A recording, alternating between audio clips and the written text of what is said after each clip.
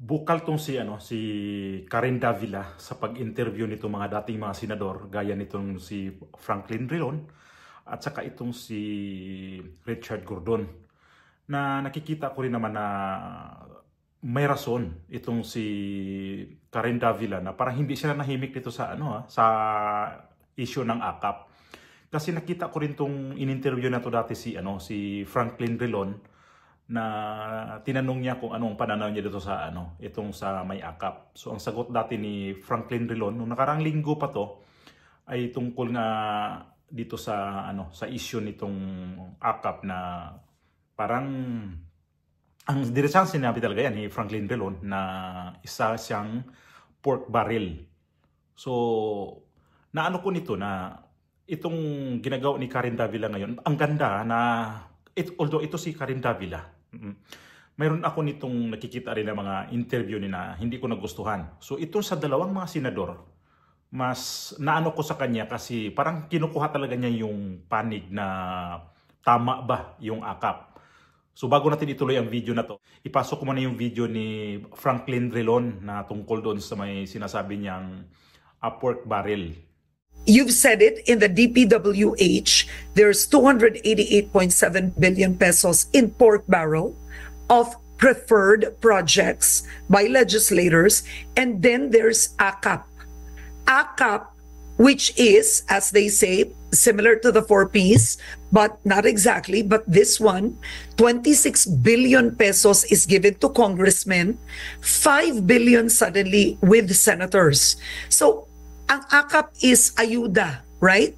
So 5 billion in bulk. If the senators equally divide it, each senator gets 200 million pesos for ayuda.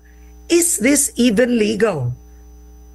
It is legal because it is appropriated. And that's part of the principles that I described insofar as the DPWH budget is concerned. But can legislators implement a government-funded program?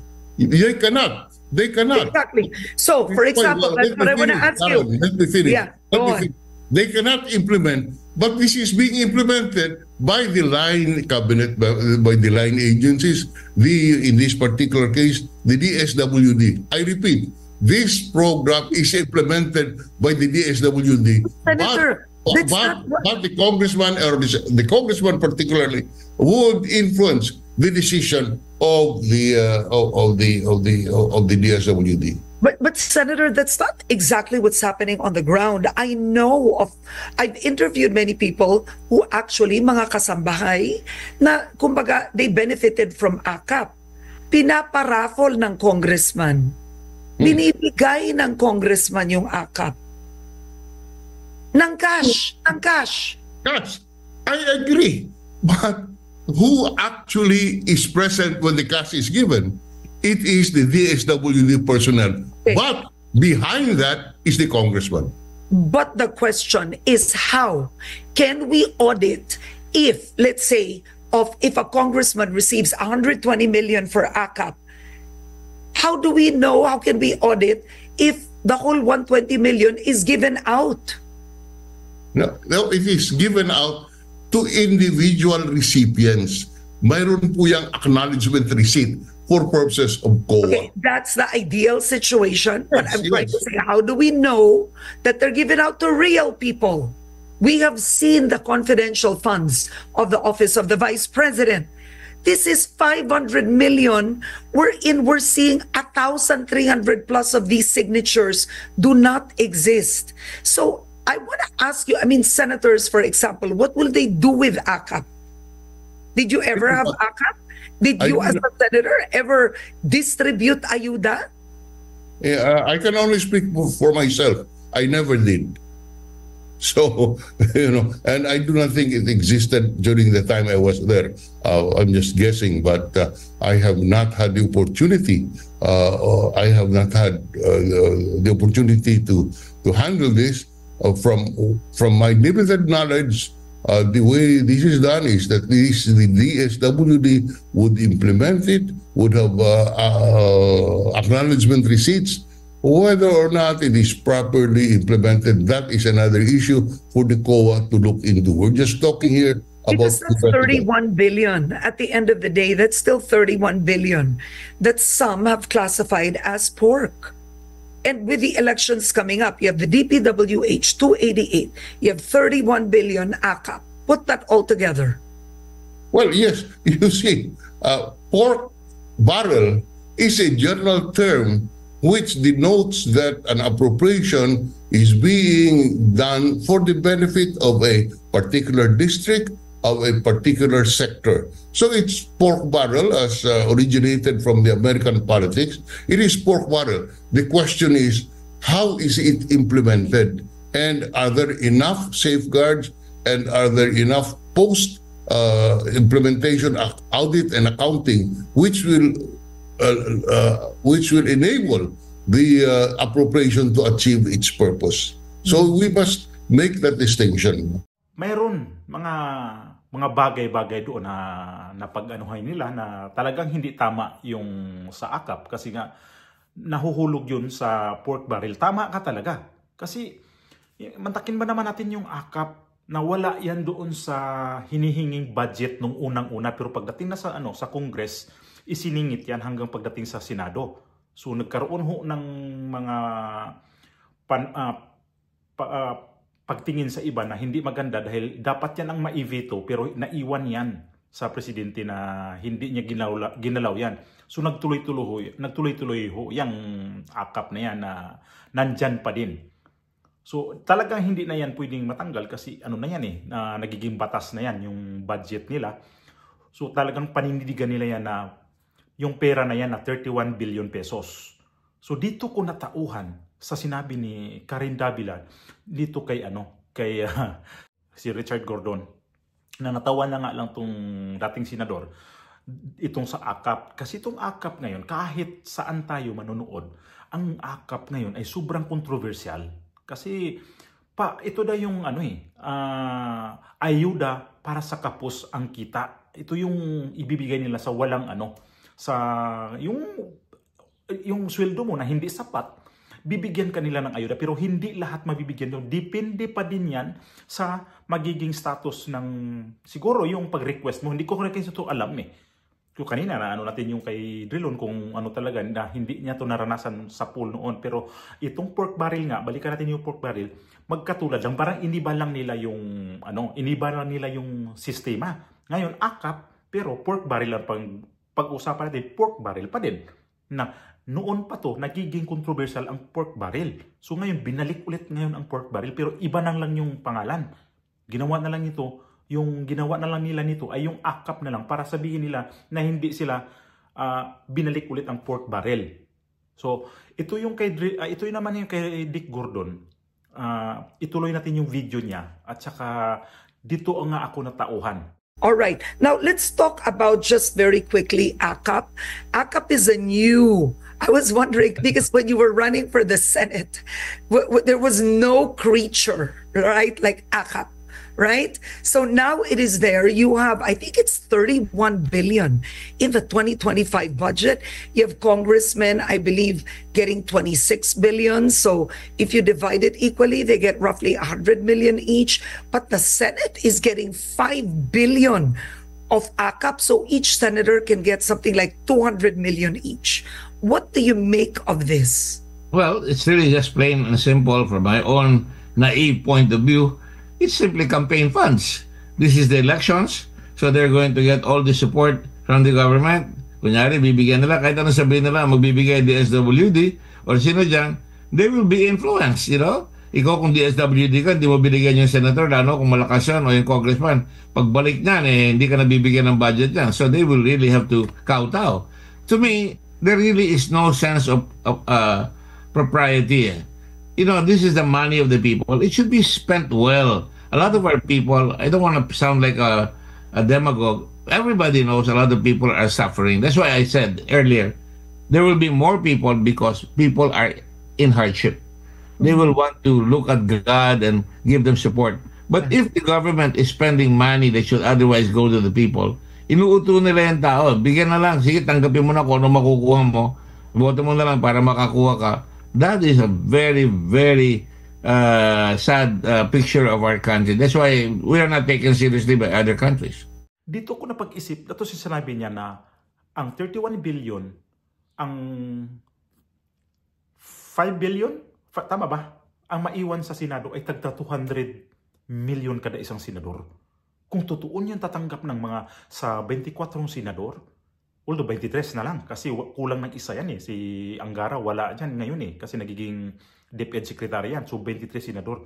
So kwintahin natin, tama nga, tag 200 million per senator kung tatanggapin nila yung yan.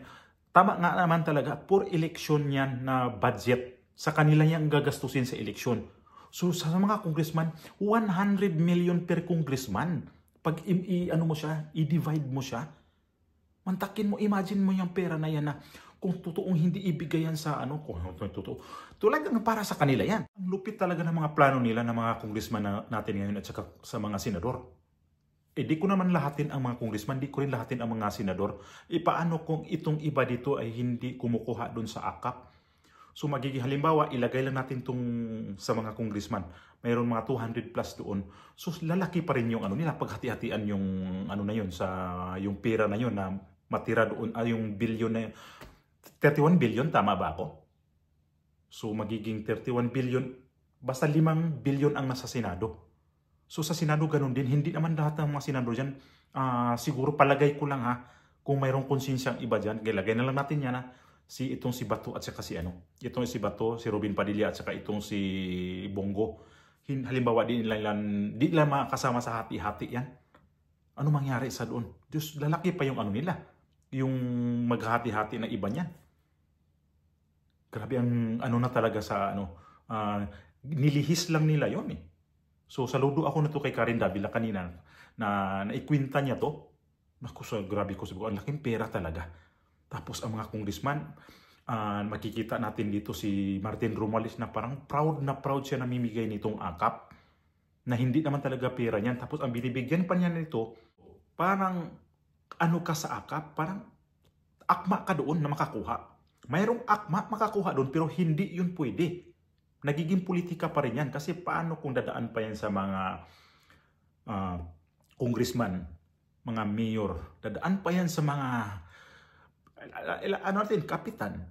Kung hindi ka malapit sa kapitan, halimbawa yung kita mo ay hindi sapat, hindi ka makakuha nito kung hindi ka malapit sa kapitan. Na talaga yung pandurugas nito ang mga congressman, pandurugas sa mga taong bayan. Tapos ngayon, sabihin nila, may mga budget niya na dapat walang pera. Kasi, nandyan na sa AKAP itong AKAP ngayon, napaka-controversial Kahit saan tayo manonood, ang mga social media, ginagamit ang AKAP, ang mga against nito, na naglabas talaga sa loobin na hindi talaga tama. Ikaw ba, halimbawa, nasa minimum wage ka, tapos naisip mo kulang ako ng pangbayad itong sunod araw, sunod linggo, ganun. Kailangan ko magawa ng paraan ito. So mag-request ako sa AKAP, kaya kung mag-request ka doon tapos hindi ka aprubahan, halimbawa pang tuition na lang ng anak mo o kaya pang hospital, ano mangyayari sa'yo? Frustrated ka. Ngayon, ang AKAP na yan, pinipili talaga ang tao. Naririnig naman natin kanina kung ano mga sinasabi nila. Anong pananaw ng dalawang senador nito. So itong dalawang senador, binuhay to ni Karen Davila dahil dito sa AKAP. Nagpasalamat din ako nito kahit itong mga dalawang senador to, hindi ko naman din talaga sila gusto din, pero itong mga pananaw nila ngayon is para naintindihan ko na dapat talaga ibalansi din talaga sa gobyerno. Kasi itong dalawang senador against to sa AKAP. Ang lang ito, mali ang gobyerno.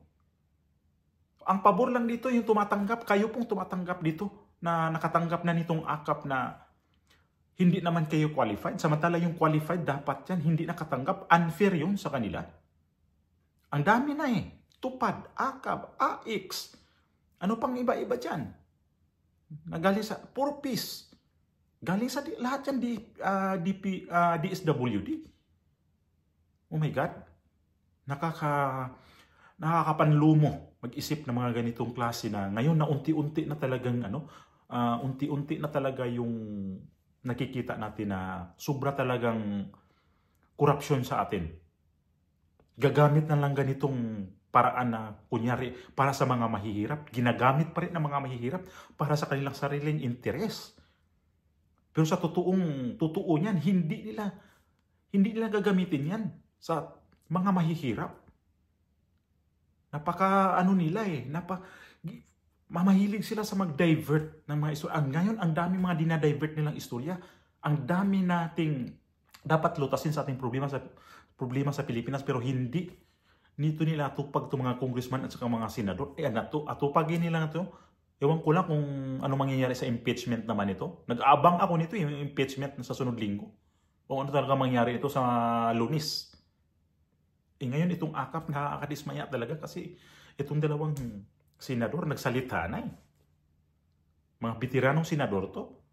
At saka hindi ito dati basta-bastang senador na nandyan siya dati. At saka ito mga senador to, mga abogado.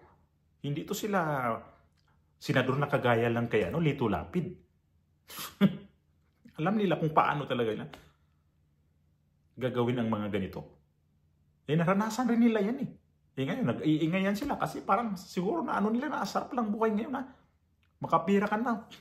Instant, milyonaryo ka na talaga kasi sa akap na yan eh. Kaon ka na.